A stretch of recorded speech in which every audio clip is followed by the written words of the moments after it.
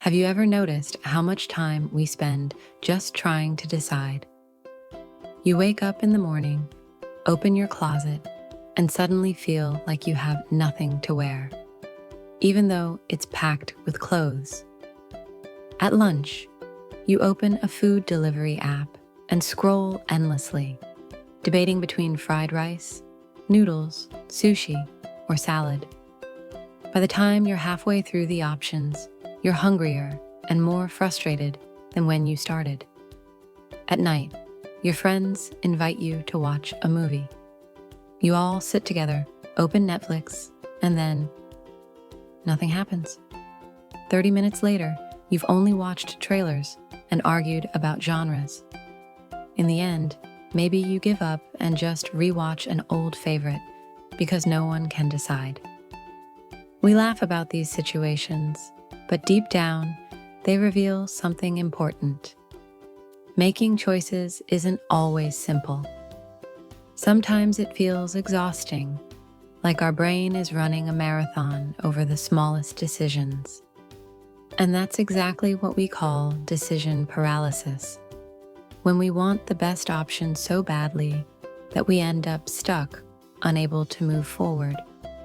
Today, we're going to talk about why choices make us anxious, how it affects our daily lives, and most importantly, what we can do to make decisions with more ease. Let's start with the small but very real moments. Imagine standing in front of the drinks section at a convenience store. You just want a simple bottle of water, but suddenly you're surrounded by endless options. Sparkling, mineral, vitamin, fruit-flavored, alkaline. You stand there for 5 minutes, frozen, as if you're making the most important choice of your life. In the end, you grab one at random, but walk away wondering if the other bottle would have been better. Or picture ordering food online. You open the app thinking, I'll just pick something quick. But after 15 minutes of scrolling, you're no closer to a decision. Should it be sushi, pizza, hot pot, or burgers? By now, you're starving, and the only thing you've achieved is wasting time. Sometimes, you give up and boil instant noodles, not because you wanted them, but because you were too tired to choose. And then there's streaming. You sit on the couch, ready to relax after a long day. But instead of enjoying a movie, you spend half an hour scrolling through thumbnails. You add shows to your watch list. You check reviews. You argue with yourself. Finally, you turn off the TV, feeling more restless than before. Decision paralysis even reaches into relationships. Maybe you're seeing someone nice, someone who treats you well. But instead of appreciating the moment, a little voice asks, what if there's someone better? That hesitation keeps you from committing, and eventually the chance slips away. These may sound like small struggles, but they pile up. Each moment of hesitation steals a bit of our time and energy. By the end of the day, it's not the choices themselves that exhaust us. It's the overthinking behind them. So why does decision paralysis happen? Psychologists say it's not because we don't know what we want. It's because we fear making the wrong choice. Think about it. When you order coffee, you're not just deciding between latte and cappuccino. In your head, you're worrying, what if I pick the bitter one? What if I regret this later? That little fear grows, and suddenly, a 5-second choice turns into 5 minutes of stress. Another factor is what we call FOMO, or the fear of missing out. You buy a phone, and the next day, a newer model comes out. You choose a restaurant, and your friend posts about another place that looks even better. Social media makes this worse by constantly showing us other people's perfect choices. No wonder we feel anxious. Every decision seems like a chance to lose. There's also something called the paradox of choice. The more options we have, the less satisfied we feel. At first, variety feels good. 10 ice cream flavors sound exciting. But when you actually have to pick one, your brain starts spinning. If I choose chocolate, am I missing out on strawberry? What if vanilla was better? In the end, even if you enjoy your ice cream, part of you still wonders if you chose wrong. So, decision paralysis isn't about being indecisive as a person. It's about the way our brain reacts to too many options, too much pressure, and too much fear of regret. Decision paralysis may look small, but it has real consequences. Every morning, some people spend 20 minutes just picking an outfit. At lunch, another 15 minutes scrolling food apps. In the evening, half an hour choosing what to watch.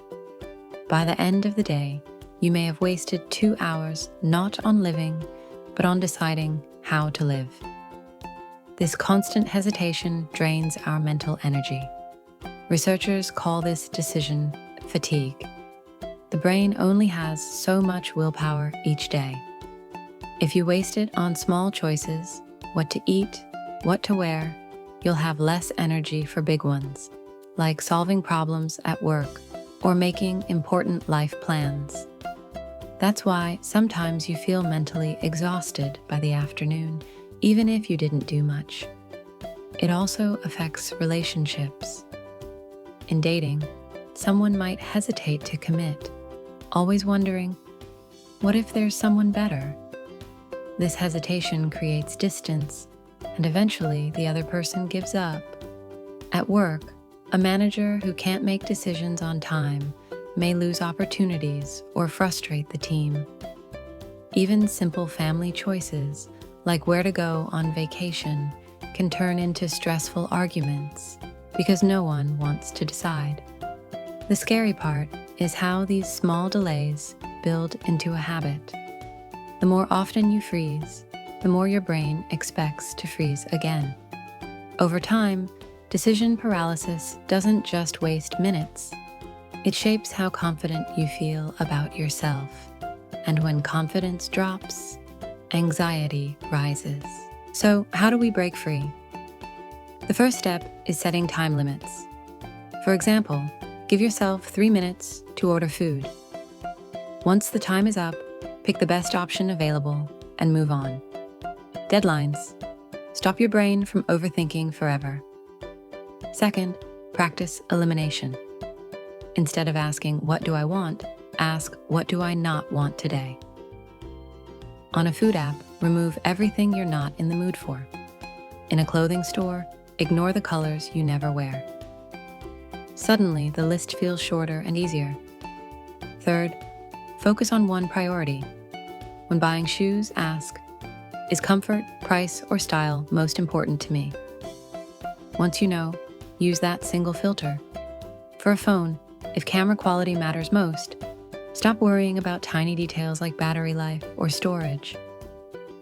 Priorities give you clarity. Fourth, lower the pressure by remembering there's no perfect choice. If you order noodles, you're not missing out on pizza. You're simply enjoying noodles today. If you buy one jacket, it doesn't mean you'll never own another. Choices don't close every door. They just help you move forward. Finally, practice making small, low-risk decisions quickly. Order a random drink. Pick a movie without reading reviews. The more you train your brain to act, the more confident you'll feel when facing bigger decisions. Decision-making is like a muscle. The more you use it, the stronger it becomes. Decision paralysis is something everyone faces, but it doesn't have to control us. The truth is, life isn't about finding the single perfect choice. It's about making choices that move us forward. Next time you're stuck scrolling on a food app, remind yourself, any meal will still fill your stomach. Next time you hesitate over clothes, tell yourself, people notice your smile more than your shirt. In relationships, instead of waiting for the perfect partner, ask, does this person make me feel happy now? If the answer is yes, that's already worth choosing. The point isn't to erase mistakes. Wrong choices will happen, and that's okay. What really hurts us is not choosing at all. Wasting hours, days, even years frozen in fear. Every decision, even an imperfect one, teaches us something and gives us momentum. So be kind to yourself. Give yourself permission to choose faster, to accept imperfection, and to keep moving. Because at the end of the day, it's not about choosing perfectly, it's about living fully. And sometimes the bravest thing you can do is simply decide